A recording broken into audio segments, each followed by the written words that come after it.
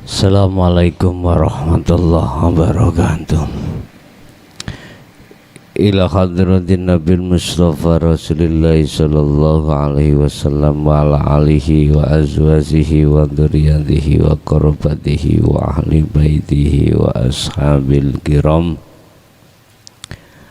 wa ila jami'il anbiya wal mursalin wal auliya wa syuhada wa salihin wa tabi'ina ila yaumiddin, khususan jami'i masyayikhi ila muntahum wa ila abaina wa ummatina wa azdatina masyayikhina auladina wa azwajina wa dzurriyyatina wa jami'i man tabi'ana, khususan jami'il arwah bihadil majlis wa ghairahum. Lahumul Fatihah.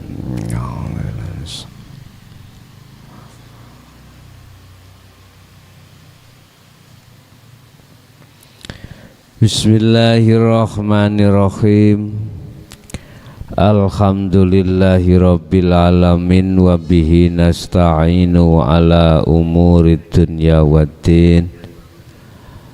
Asyhadu an la ilaha illallah wa asyhadu anna Muhammadar Rasulullah. Qala Allahu ta'ala fi kitabil karim, a'udzu billahi minasyaitonir rajim, bismillahirrahmanirrahim. Wal asri innal insana lafi khusrin illal ladzina amanu wa amilus solihati wa tawasaw bil haqqi wa tawasaw bis sabr. Sadaqallahul adzim. Amma ba'du.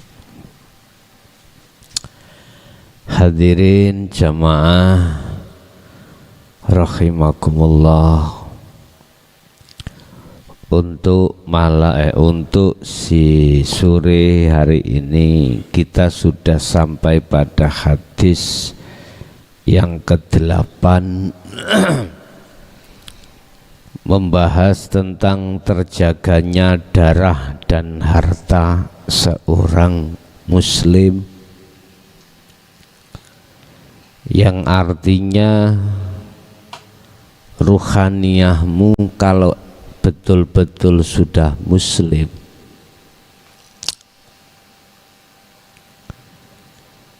maka terjagalah ruhaniyah dari siksa Allah. Baik saat di dunia, lebih-lebih di akhirat. Itu kalau konteksnya kita tarik dari sisi hakikat seperti itu. An Ibni Umar radhiyallahu anhuma, saking Ibnu Umar anhuma anna Rasulullah, sak temene Kanjeng Nabi kudawuh, qol umirtu den perintah sapa ingsun an aqatila ing yento megot, an uqatila ing yento merangi sapa ingsun annasa ing menungso liya, hatta yashhadu, sehingga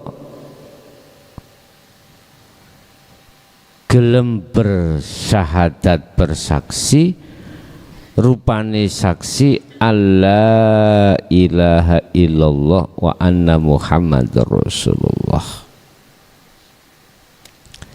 Sayyidina Umar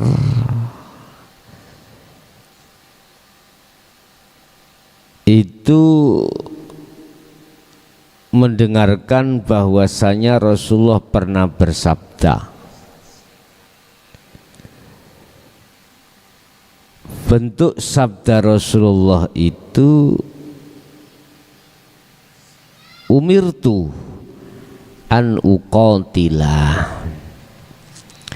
saya diperintahkan untuk memerangi an-nasa terhadap manusia yang lain.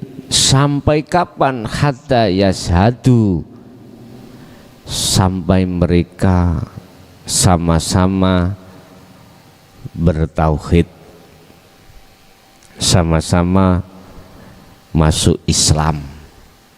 Karepe syariat ngono. Tapi yang dimaksud hakikat ini, bagi Rasul yang diperintah Allah bertabligh di jalur dinul haq, sampai kapanpun dia menyerukan hal itu,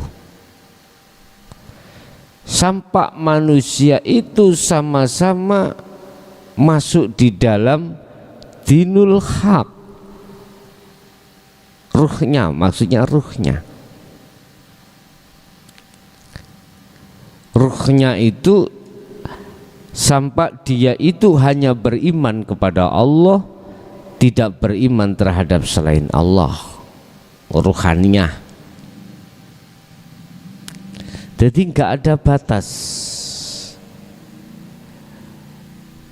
Saya diperintahkan untuk memerangi, bentuk memeranginya, si Rasul itu selalu mendakwahkan, menyerukan ruhaniyah ini supaya tidak beriman selain Allah. Contoh,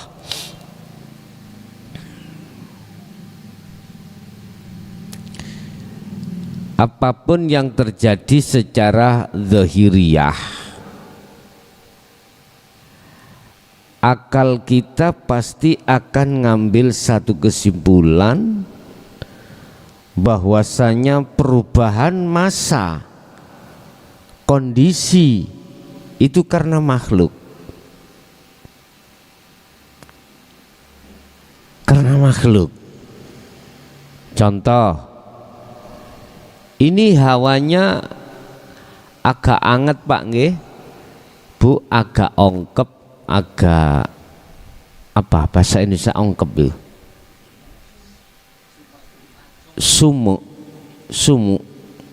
Sumu itu selalu membutuhkan uang kontan, itu sumu. Apa? Gerah lah, gerah. Apa yang kita rasa, fakta di dalam tubuh kita terasa gerah, terasa panas. Akhirnya akal murui, akal memberikan atau memetik satu iman, cari epit. Apa epit? Cari kipas kau. Loh, Bapak Ibu, kondisi keadaan berubah. Yang tadinya panas kemudian menjadi dingin. Akal kita pasti berkata bahwasanya perubahan sikon, iklim, kondisi itu karena kipas kui. Oke, secara akal silahkan, itu enggak salah karena akal memakai hukum syariah. Tapi ruhaniyahmu ikut apa enggak? Maksud daripada aku diperintahkan untuk memerangi mereka yang beriman terhadap selain Allah, itu selalu diserukan oleh Rasulullah. Jangan kau beriman terhadap kipas yang menjadikan iklim itu berubah, yang tadinya panas menjadi dingin. Jangan. Sadarkah kau imanmu itu bahwasannya baik di dalam maupun di luar kipas itu ada hidup sesuatu yang paling halus? Sadarkah kau Di dalam dan di luar angin itu ada sesuatu yang halus yang tidak bisa kau lihat dengan ainul basyariyahmu, mata dohirmu, tapi bisa kau lihat dengan basirahmu lewat iman itu. Andai kata tidak ada titik yang ku maksud itu, aku yakin tidak akan bisa merubah kejadian dari panas ke dingin. Bentuk beliau menyampaikan tentang dinul haq supaya berimannya mengalih terhadap hidup yang ada di situ. Itulah Pak maksud ayat an uqatilah. An uqatilah, merangi orang-orang hatta yashhadu, sehingga mereka bersaksi ruhaniyahnya itu ilallah terhadap hidup imannya. Akhirnya apa Pak ceritanya? Dulu sejarah saya orang satu, terus karena saya tidak berhenti terus berkembang bahkan niki ribuan sudah. Kalau kita bicara seluruh Indonesia, kalau kita bicara di luar Indonesia sudah tidak bisa terhitung. Hatta yashhadu alla ilaha illallah, sampai dia iman hanya terhadap hidup. Mungkin dulu Anda termasuk golongan orang yang menentang. Iya, ngaji apa kejeran, ngomongane lau incip. Syariat dhisik dikuati, kalau tidak begitu nanti goyah kamu. Karena syariat itu kapal, hakikat tujuan, thariqah iku lautan. Kalau kapalnya tidak kuat besar, kena ombak ngelimbung, akal bos sing kok gawe ngomong.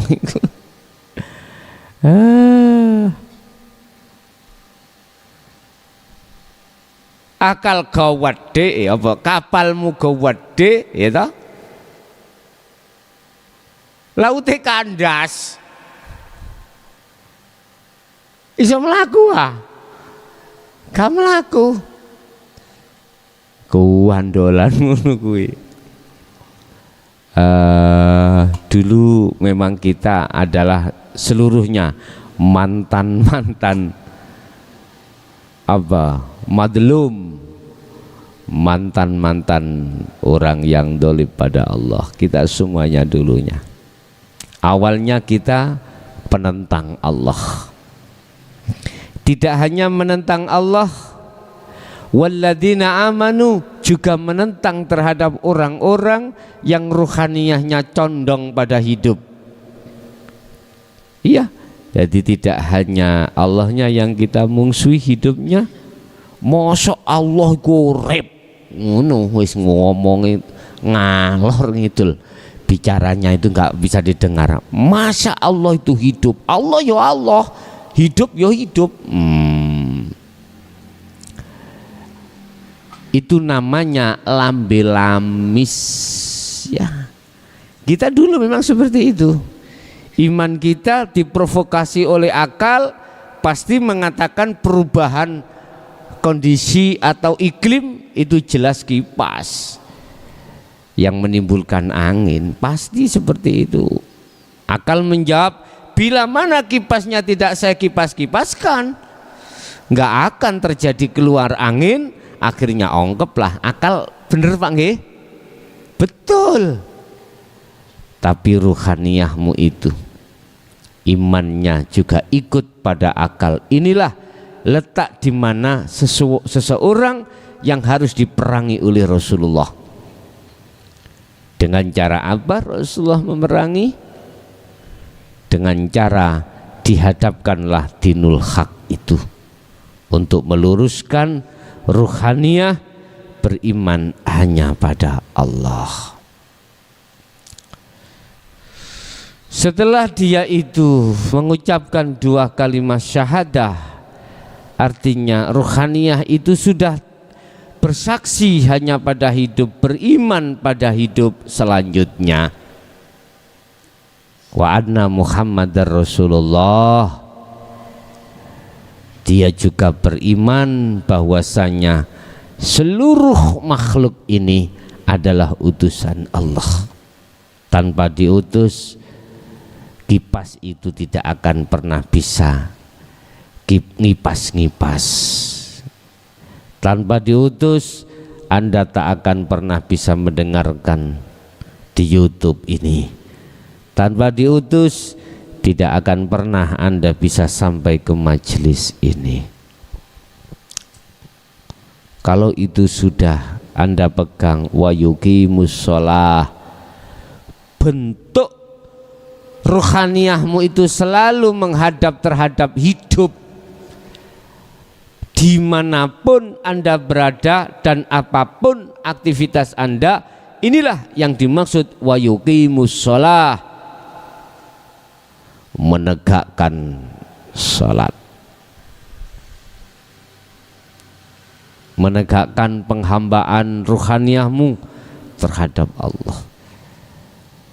Sekalipun jasmanimu beraktivitas sholat wassolawah 5 waktu ataupun aktivitas di luar aktivitas 5 waktu, ruhaniyahmu terus wa yuqimus sholah, senantiasa terus bersolat. Kalau ini sudah Anda pegang, syahadat sudah benar, bentuk lakuni syahadat ikut disebut sholat.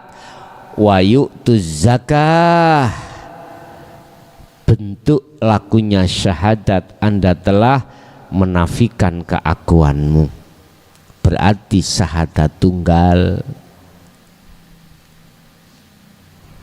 menafikan atas kemakhlukanmu yang tadinya ada kembali ke tidak ada. Sebab kita asalnya juga tidak ada. Makanya barang siapa yang ingin tahu siapa yang ada, kembalilah Anda pada asalmu. Apa asal Anda? Tidak ada. Jikalau ruhaniyahmu sudah kembali kepada tidak ada dirimu, maka disitulah Anda akan nyata mana sesungguhnya yang ada. Wa yu'tuz zakah, mengeluarkan zakat, menghilangkan kekufuran hatimu itu terhadap Allah.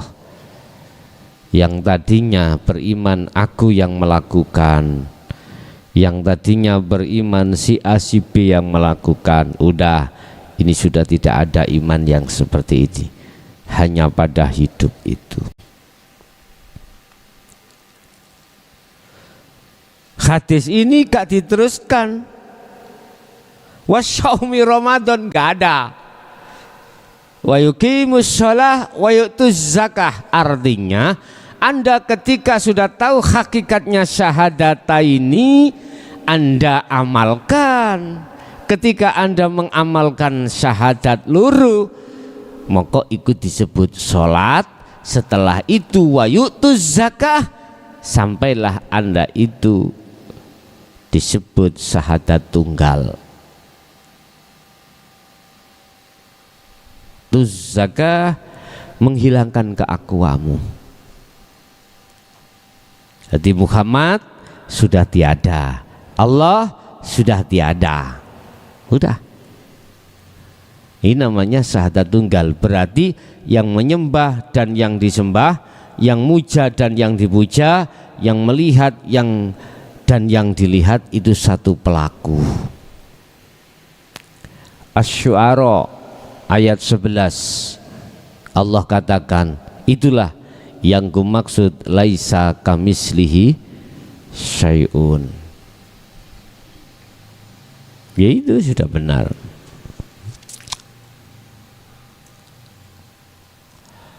fa idza fa'alu dzalika asamu, tatkala kau sudah melakukan ini, hei wong kafir, dikatakan apabila Anda sudah masuk di dalam Islam atau ruhaniyahmu, hai manusia, sudah masuk di dalam hakikatnya syahadat dan wa yuqimus shalah wa yu'tuz zakah, maka asamu minni dima'uhum wa amwaluhum, terjagalah darah dan hartamu. Artinya apa?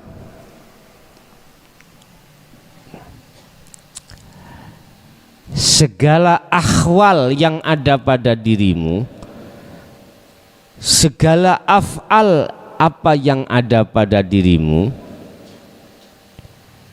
terjaga dari kepentingan hawa nafsu.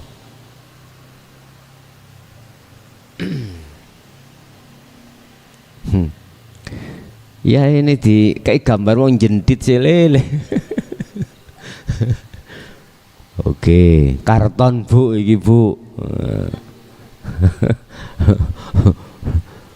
Bon.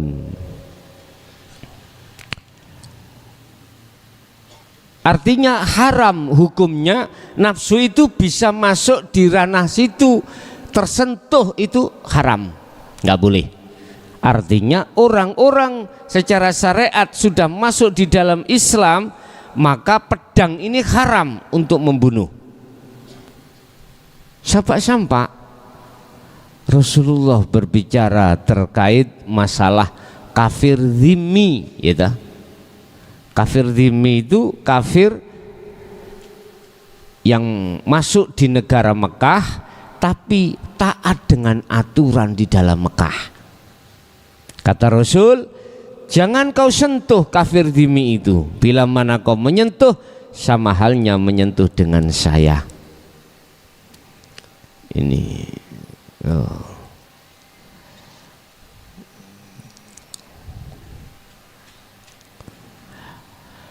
Iku maksudnya Bapak Ibu adalah seseorang yang intip-intip, ya, intip-intip, dengke-dengke lah. Orang-orang yang belum yakin tentang dinul haq, belum yakin, tapi intip-intip. Apa ya intip-intip ya? Dengke-dengke loh. Bukan mengintai, kepingin melebu tapi si mamang i bener apa salah? Ngene lha iku. Dia dalam artinya belum yakin betul tentang dinul haq itu benar, belum yakin. Tapi satu sisi dia itu terdorong ada rasa benar loh itu. Antara ya dan ya, antara betul apa? Bimbang ya, dia bimbang ya. Itu tidak boleh kau perangi. Artinya tidak boleh pedang itu kau ayunkan terhadap mereka. Kata Rasul, sama halnya kau mengayunkan pedang pada diriku. Apalagi faida fa'alu dzalika asamu, apabila yang diperangi tadi sudah masuk di dalam dinul haq dan mengamalkan dinul haq itu, asomu, maka terjaga, dipelihara. Apa dima'uhum wa amwaluhum, apa itu? Darahmu dan hartamu. Artinya keakuan pada dirimu itulah terjaga di dalam tajalli Allah dari nafsu yang selalu mengintai dirimu. Sebab Allah sudah katakan, wal asri innal insana lafi khusrin. Ambil. Demi masa, kata Allah, sesungguhnya banyak manusia yang merugi. waktu demi waktu akeh wong sing atine rugi lalai pada Allah. Karena apa? Karena dia lepas zikir, lepas sadar diri, ruhaniyah terhadap Allah, hanya hidup yang segala-galanya, lupa dari arah situ. Ilalladzina amanu, kecuali orang-orang, wa amilus sholihah, kecuali orang-orang yang sudah megang teguh dinul haq, megang teguh hakikat syahadah, wa yuqimus shalah wa yu'tuz zakah, bahkan dia sampai pada tajalli. Dialah yang dimaksud Rasulullah pengikut setiaku, yaitu jelas. Pengikut setiaku yaitu mereka yang tidak hanya menerima kedatangan ajaran yang kusampaikan, tetapi dia juga wa'amilu, gelem ngelakoni. Makanya hadis ini mengatakan faida fa'alu, tatkala kau sudah melakukan, maka disitulah terjaga dirimu. Illa bil haqqil Islam wa kisabuhum alallahi ta'ala, kecuali dengan hak Islam dan perhitungan mereka ada pada diri Allah. Artinya manakala sudah, walaupun sudah masuk Islam, di dalam keislaman kita melanggar aturan, beda lagi. Di Arab Saudi sana semua Islam aman, tapi dia bunuh orang, lah akhirnya dia harus dibunuh walaupun dia tadi Islam. Iku coro syariati. Coro hakikate kita sebelum sampai pada makom maksum, makom bako, kita terjadi Pak. Kita itu suatu saat lalai dari Allah, diangkat lagi ingat, lalai lagi, laksana diancup no disik terlebih dahulu, didelepke diangkat, didelepke diangkat. Nggak salah itu, udah benar, nggak salah. Itu proses diri ruhaniyah kita ketika saat difana dan dikamil, memang seperti itu. Jadi tahu rasanya ketika waktu-waktu di mana ruhaniyah jauh dari Allah, bagaimana rasanya ketika dekat pada Allah. Kesimpulan hadis ini bagi jenengan yang sudah diberikan Allah dinul haq, Anda sudah tahu mana yang hak dan mana yang batil, wa yuqimus shalah, dan Anda juga melaksanakan pengamalan hakikat syahadat, wa yu'tuz zakah, Anda juga mengahadkan syahadah. Untuk selanjutnya perangi orang dekat kau, artinya kasihkan, serukan ajaran ini di tengah-tengah mereka. Sampai kapan? Hatta, tadi bahasanya hatta yashhadu alla ilaha illallah, sampai dia betul-betul ruhaniyahnya itu hanya beriman pada hidup. Sebab waktu kita di syariat Pak, kalau kita mengatakan Allah, ya Allah, bukan hidup wujudnya Allah, nggak ada. Yes pokoknya Allah, di mana yes pokoknya, akhirnya masuk dalam angan-angan. Aku pingin nikah di angan-angan, aku pingin makan di angan-angan, angan. Ya terus diangan-angan terus. Handallah. Endi nyotane? Rawahu nyeritakake hu ing hadis sapa? Bukhari wal Muslim. Yang menceritakan hadis ini Bukhari Muslim.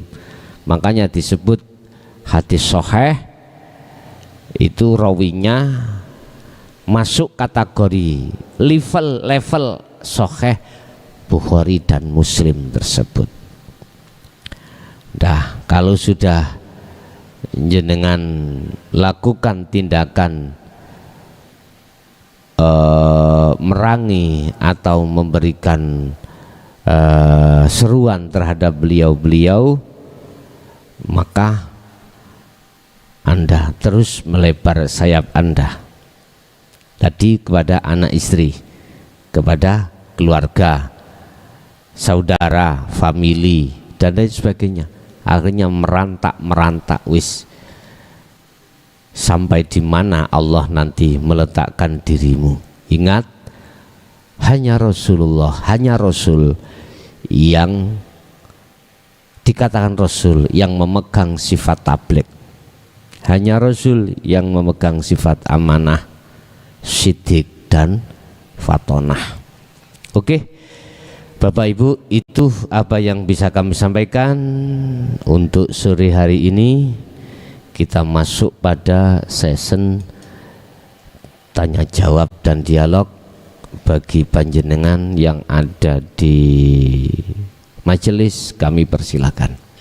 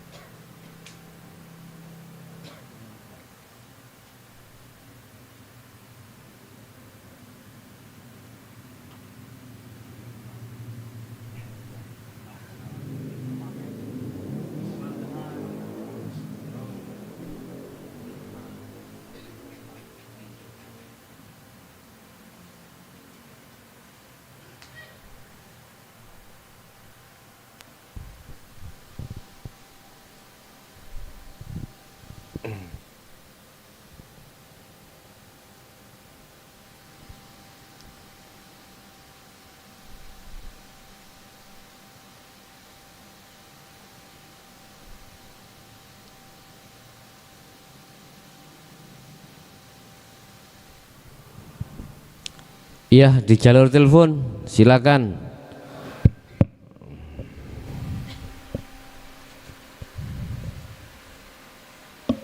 Silakan.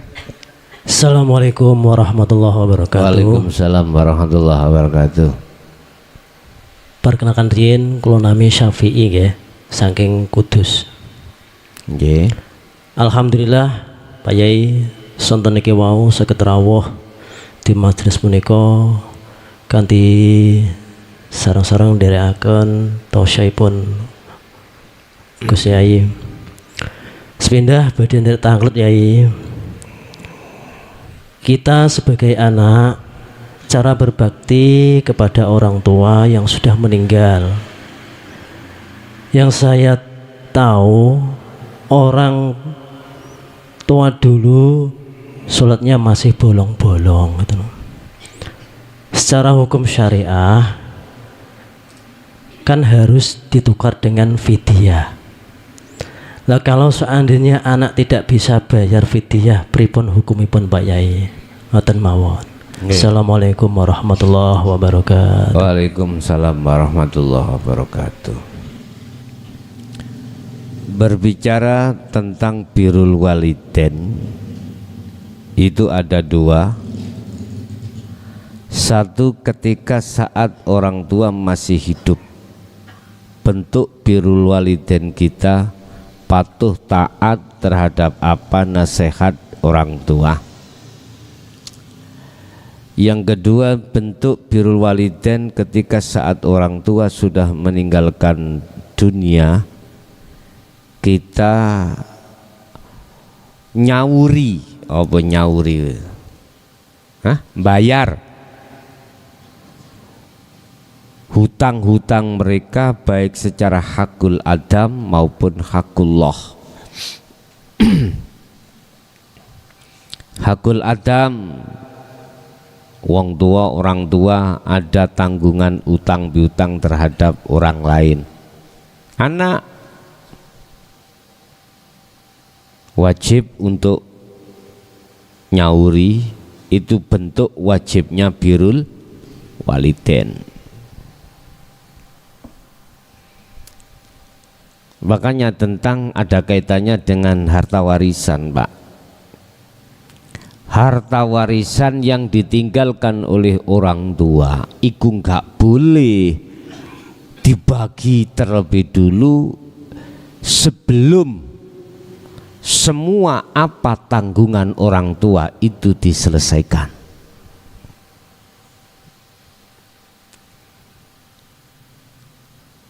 Anak termasuk tanda mereka sebagai anak yang berwalidain, ketika ditinggal orang tuanya mati gak ribut warisan tapi ribut bayari utang. Ada anak yang seperti itu. Bise 5, pabrike 5, gitu. Pesawate 5. Wis, begitu orang tua meninggal jeret anake 5. Pernah rame, ayo bareng-bareng nyauri utangi bapak, ada? Tae'ah. Ayo bareng-bareng lekas dibagi harta warisannya. Enggak boleh anak itu seperti, enggak boleh Pak, sepanjang orang tua masih ada tanggungan hakul adam maupun hakullah. Enggak boleh dibagi dulu. Lah kita taunya dari mana? Kalau bapak punya utang, nah ketika nalkin nih kalau Pak ya, ketika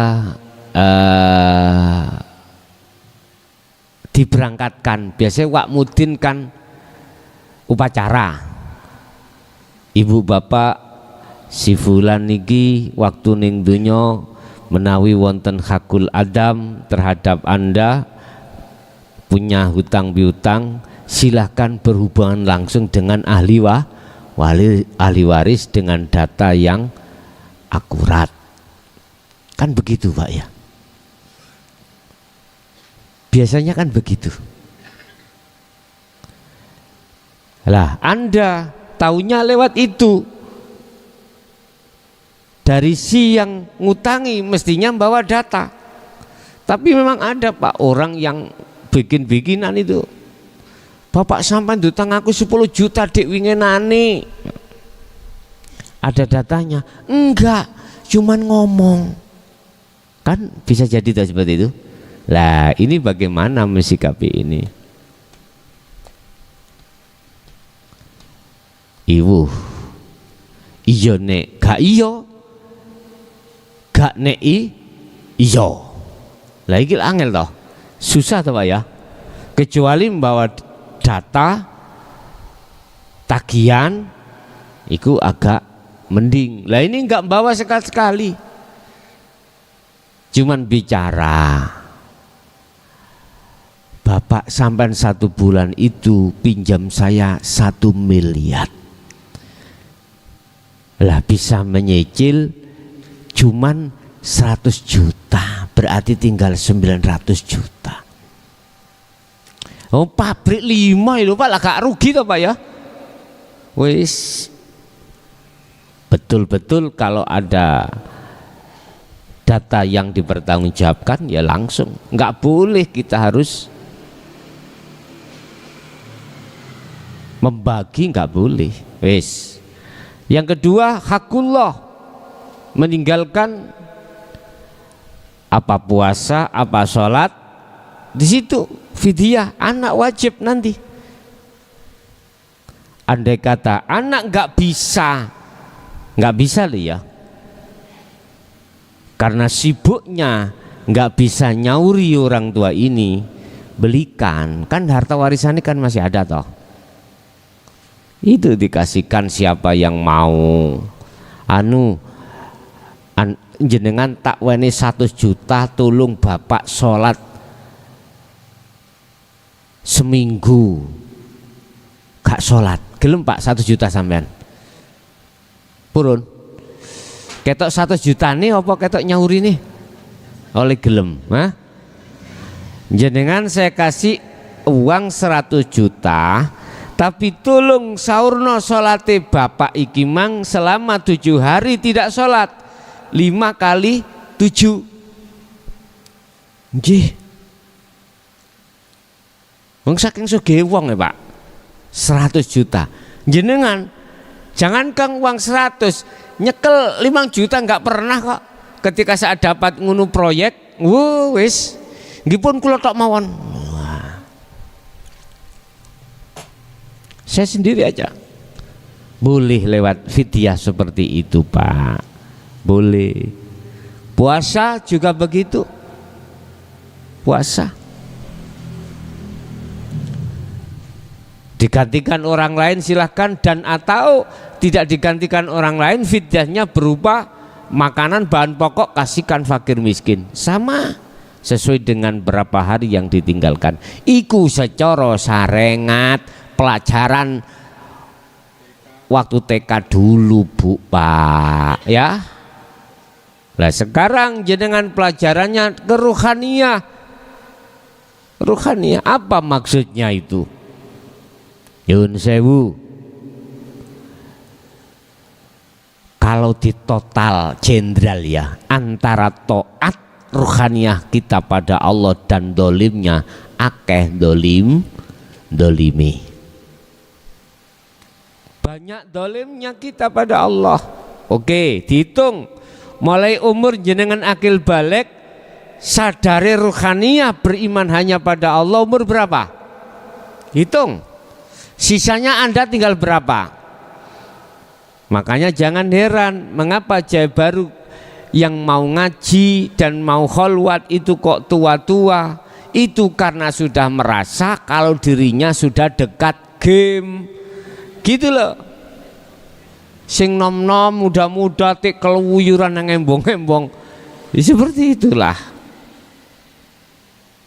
Tinggal sedikit Pak. Lumayan.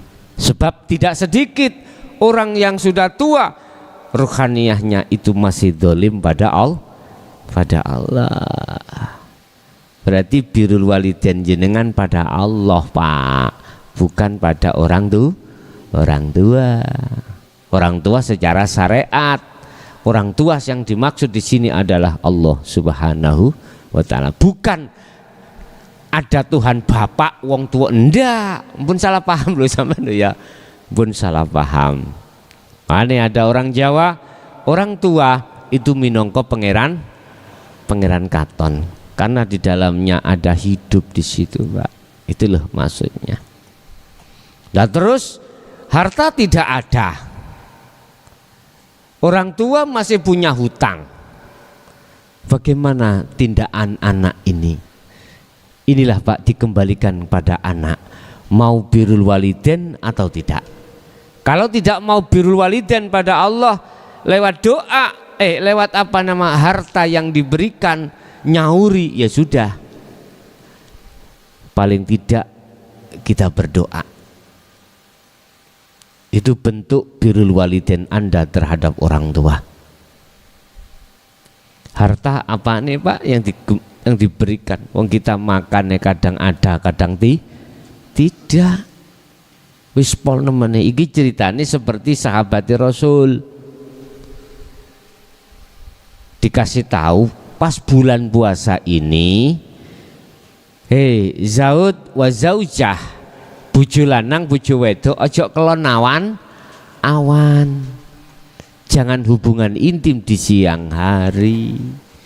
Siapa yang berhubungan intim di siang hari, satu hari Anda harus nambeli nyauri 60 hari. Ada yang mengatakan 40 hari. Satu hari menjadi 40 hari atau 60 hari.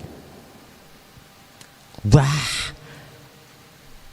akhirnya dia sowan terhadap Rasulullah. Ya Rasulullah, saya tadi siang kumpul sama istri saya. Wong dasar saya itu kemanten anyar, marui jadi mboten kuat, saya tidak kuat, akhirnya terjadi itu. Hah?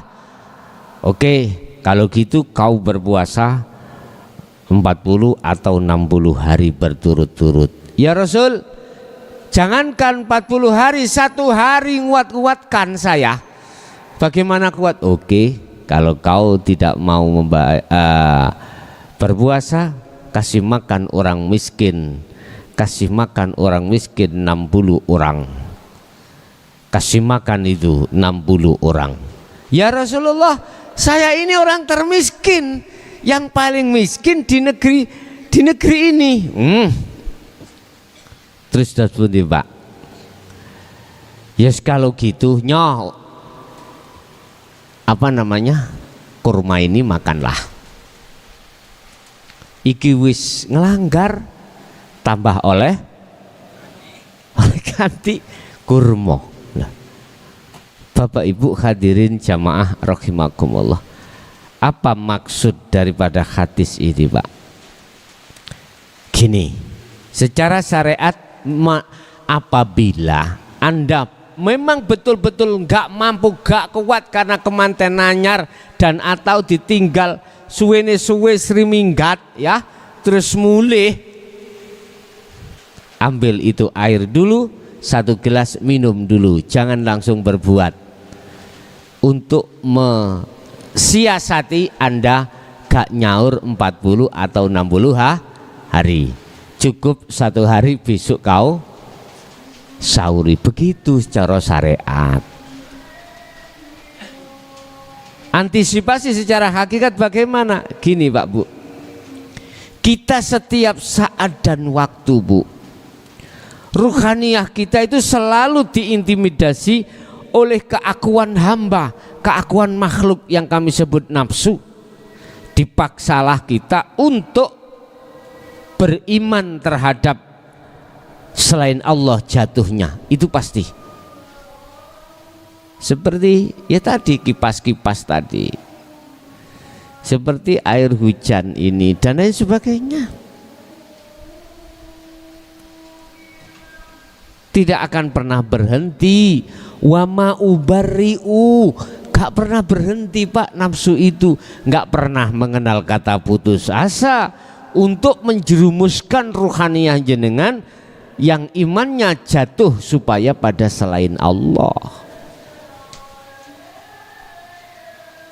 Lah, hal yang seperti ini Bapak Ibu, manakala kita jatuh, kok yo jatuhnya itu kau sengaja, kedendo jenengan, artinya Anda tersiksa. Jadi Anda harus nyauri, bahasanya Anda masuk dalam adab. Tapi manakala Anda tidak ada rasa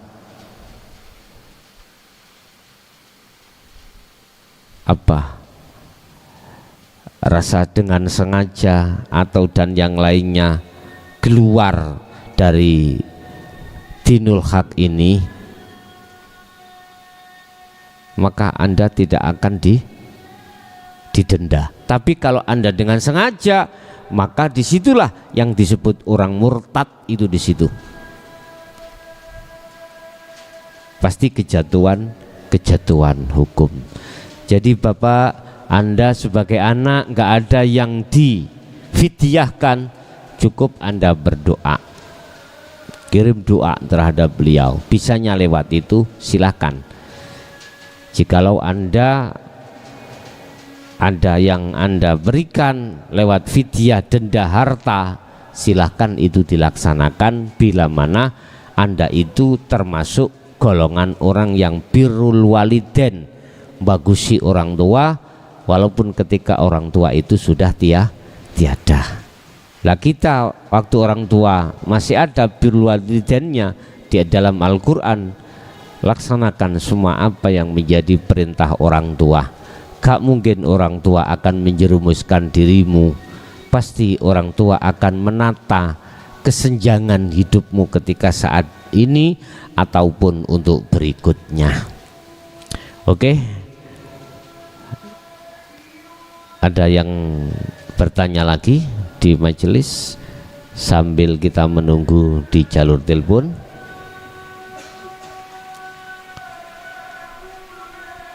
Allah.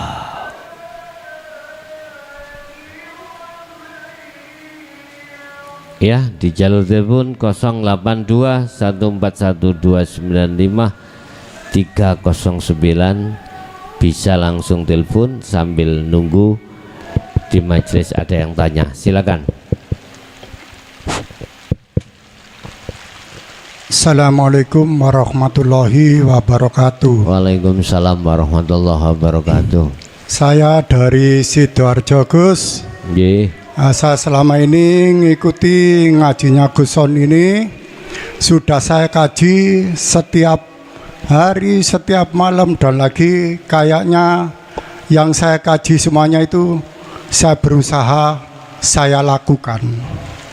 Tetapi, ini ada tetapinya, tetapi kenapa masih belum bisa saja, artinya itu bersambung yang merasa mantap, mancep dalam hati. Apakah itu karena dulu-dulunya ini karena banyaknya dosa yang saya lakukan, atau bagaimana kok saya ini sudah perasaan saya ini berusaha betul, saya ingin sekali sambung dengan Allah itu tanpa putus, tapi itu saya usahakan semaksimal mungkin. Saya itu masih saja selalu putus dan putus. Saya kira hanya itu aja. Mungkin barangkali pertanyaan ini tidak untuk saudara-saudara, hanya untuk diri saya sendiri. Bagaimana caranya saya ini, atau barangkali Gus Son bisa memberi solusi yang termudah supaya saya ini bisa selalu sambung dengan Allah. Saya akhiri, wassalamualaikum warahmatullahi wabarakatuh. Waalaikumsalam warahmatullahi wabarakatuh. Ketika saat manusia itu sudah jelas-jelas menerima ajaran yang disampaikan Rasulullah di jalur dinul haq itu,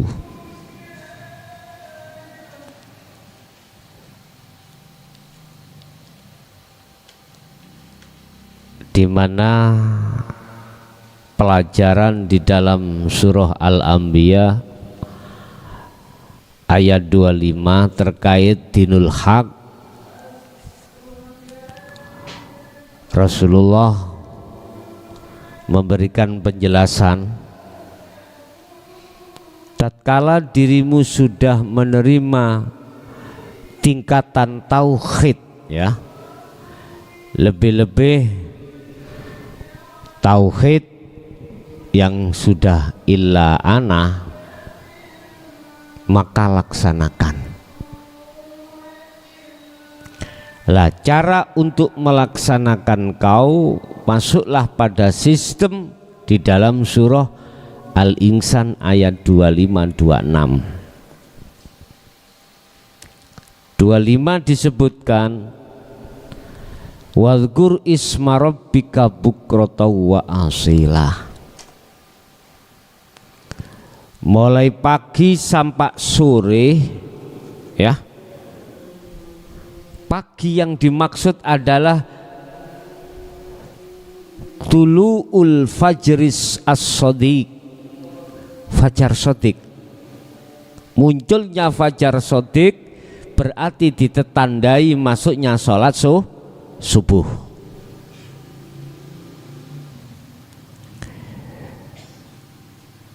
Sibukkanlah rohaniyahmu itu untuk berzikir kepadanya mulai pagi sampai sore. Berarti sore ini ghurubus syamsi, berarti masuknya waktu sholat maghrib. Paham ya? Oke. Sudah dilaksanakan itu, gak usah dijawab. Kita nggak usah beralasan karena banyak dosa si A, si B titik dosa, si C sak dumil, si B sak bongkok. Kita sudah pendam itu semuanya dalam-dalam. Sebab Allah katakan wa yuhibbunal yuhibbukumullah wa yaghfir lakum dzunubakum. Kalau rohaniyahmu itu sudah melepaskan cintanya terhadap selain aku, kata Allah, yuhibbukumullah, cintamu akan diterima Allah. Wa yaghfir lakum dzunubakum, semua dosa baik kecil besar itu dihapus oleh Allah. Sedikit bah besar itu secara otomatis terhapus. Kapan jenengan detik-detik peletakan cinta rohaniyah sampai terhadap selain Allah? Kapan? Cinta rohaniyah kita terhadap istri, suami, anak, harta benda, dunya brono, kapan itu terjadi? Tatkala itu sudah terjadi pada dirimu, saat itu juga wa yaghfir lakum dzunubakum, semua kesalahanmu dihapus Allah. Baik dosa yang berkenaan dengan jasmani, jisim, ataupun lebih-lebih ruhani, syirik, lebur.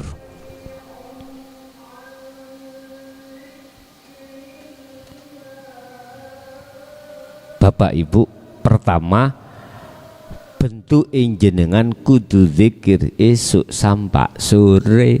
Apa zikir? Sirul asrar. Yang dimaksud wadhkur isma rabbik, isim, walaupun bahasanya isim di sini nama, tetapi di situ menyimpan yang ditandai. Nama adalah tanda menandai apa yang ditandai. Misalnya semongko iku nama. Nama semongko itu menandai wujudnya semongko. Gelas apapun nama. Lah, yang dimaksud di situ carilah yang dinamai, bukan tanda. Makanya kalau kita masuk dalam satu jalan, Pak nggih, saya ada jalan larangan, cukup polisi pakai rambu-rambu abang, ada celengan tengah. Niki lho ya. Gak ditulis Anda jangan masuk ke sini, sebab kalau masuk ke sini kau akan ditilang undang-undang laka, uangnya begini. Enggak, gak dijowetelno ndak.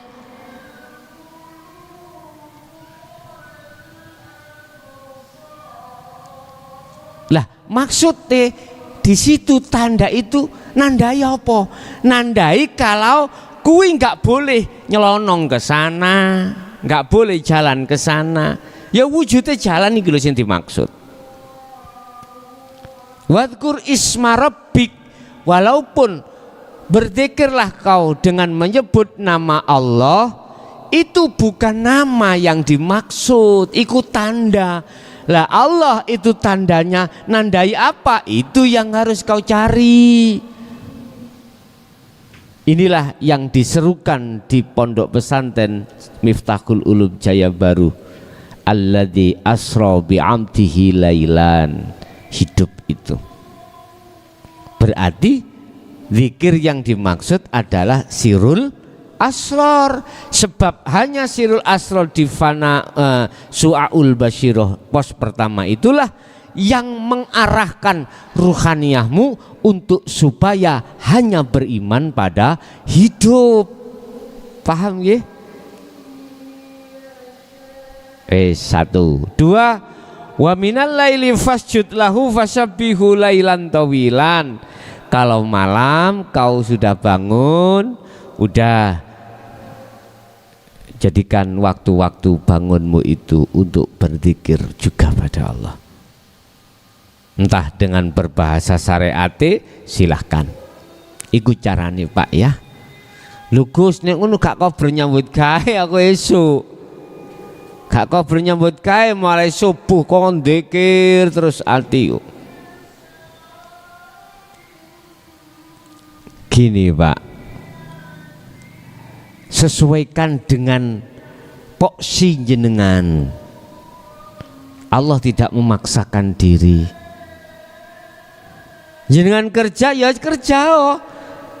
Cuman latih terus semampu diri jenengan untuk berzikir sirul asrar. Sebetulnya mudah untuk sambung walaupun itu 1 detik 1 menit loh Pak Bu ya. Ketika su'aul basyiroh itu sudah mancap dalam dirimu, pasti akan merambat Pak. Tahu merambat? Apa bahasa merambat itu? Merayap berjalan ke ainul basyiroh itu pasti Pak. Fungsi su'aul basyiroh kan kita sudah tahu. Fungsi ainul basyiroh sudah tahu. Pos pertama bagaimana, pos kedua bagaimana. Ya pos pertama jalankan, wes ikuti arus, nggak akan lama sampai ke ainul basyiroh. Cuman ketika si ainul basyiroh Anda dinikmatkan atau dinikmatkan berapa menit berapa detik, disentil mana, mudun mana, nggak apa-apa, nggak ada masalah itu. Sing penting faf'alu, kata kalau bahasa hadis tadi faida fa'alu, yang penting jalankan. Urusan nanti buahnya bagaimana itu urusan Allah. Jadi sambil kerja ruhaniyah berzikir sirul asrar, tidak bekerja juga begitu. Inilah yang dimaksud para masyayikh dulu Pak. Secara fisik ditinggalkan semuanya, termasuk Imam Ghazali lah ya. Beliau itu kan rektor Universitas Kairo Mesir ya. Waktu itu saya semester 3. Beliau tinggalkan itu semuanya. Fasilitas apapun ditinggalkan. Dibuka di dalam kitab Bidayatul Hidayah ya, di situ. Semua ditinggal, beliau membawa karung sama membawa kertas itu, mushaf arannya. Jalan, ketemu apa ditulis. Suatu saat ketemu perampok Pak, ditulis yuan perampok itu ditulis. Lah kok perampoknya takok, bos, apa sing kok gawa iku? Gorene saya minta apa yang ada diisi goni, apa bahasa Indonesia ini karung. Yo karung goni itu, mana sak itu? Nggak boleh. Jikalau kau ingin mengambil ini, taruhan nyawa saya. Penasaran toh? Namanya perampok penasaran. Jelas di dalamnya itu harta yang mahal, sampai nyawa pun ditaruhkan. Ya Allah Pak, rebutan Pak. Apa rebutan itu bahasa Indonesianya? Rebutan ya, berebut. Akhirnya kenalah si perampok itu. Ketika dibuka isi dalam karung itu oleh si perampok, melihat mushaf laran, mungguh miturut perampok itu laran. Apa yang dikatakan si perampok? Oh, pantas wong orang edan. Nah, jadi Imam Ghazali disebut orang edan padahal dia kholwat. Dia kholwat, berzikir itu tadi, zuhud, tinggalkan itu anak, tinggalkan itu istri, tinggalkan itu, mohon maaf, fasilitas. Beliau jadi rektor itu paling dhuwur Pak, berane paling gede ya. Sampai kalau masuk sana itu syaratnya satu Pak, harus hafal Al-Quran terlebih dulu. Dulu saya hafal, sekarang lupa ya. Dulu lupa, saiki lah lali, kualik man. Dulu lupa, saiki lali. Bapak Ibu, maksudnya apa Al-Quranul Qadim ini Pak ya, yang turunnya berangsur-angsur, step by step yang diberikan kita, di hadapan perampok. Tahu perampok ya kamu? Nggak berguna. Dia mengatakan itu sampah. Tapi di hadapan jenengan adalah wahyu kang minulya, wahyu yang mulia. Mushaf yang ada di karung Imam Ghazali akhirnya terkumpullah satu persatu menjadi kitab Ihya Ulumuddin. Mahal bagi beliau, tapi bagi perampok larahan, karena perampok itu tadi mencarinya harta benda. Sama ahli hijab, justru yang dia bangga-banggakan adalah duniawiyah. Ajaran ini dianggap sampah. Ya udah, nanti Anda akan tahu sendiri ketika saat Anda sudah menjelang ajal dirimu, baru Anda tahu. Oke, itu caranya Pak ya.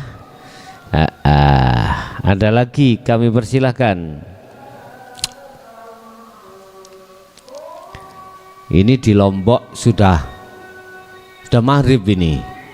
Di sana loh, Gus kok sik ngaji maghrib. Raimu ngono anjane ngitungin teko kono. Oke.